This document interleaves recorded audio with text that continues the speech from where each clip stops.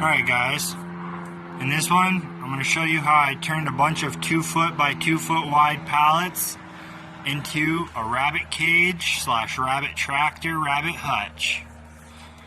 So this thing we just have flipped over right now, and I went ahead and I bought 1 inch by 1/2 inch hardware cloth or construction cloth, and I just went ahead and I nailed it to the bottom every 6 inches, that way it would support the weight of the rabbit.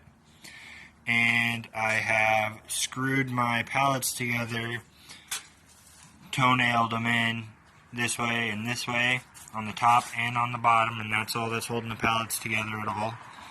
And I can flip it over here for you.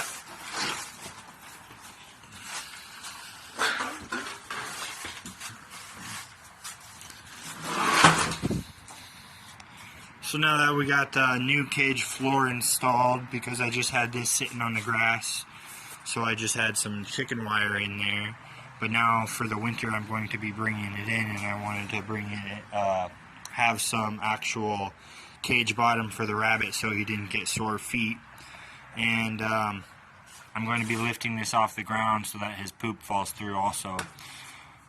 But I just went ahead and I measured 2 foot wide by a little bit under 2 foot wide pieces of plywood, screwed one of them down permanently, and the other one I used some thick 12 gauge wire as hinges.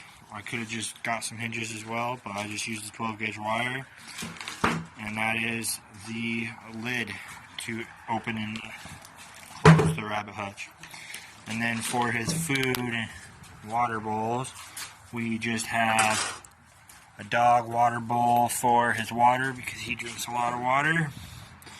This is one of his food bowls here. I just have a wire down inside here that these hooks hook right onto.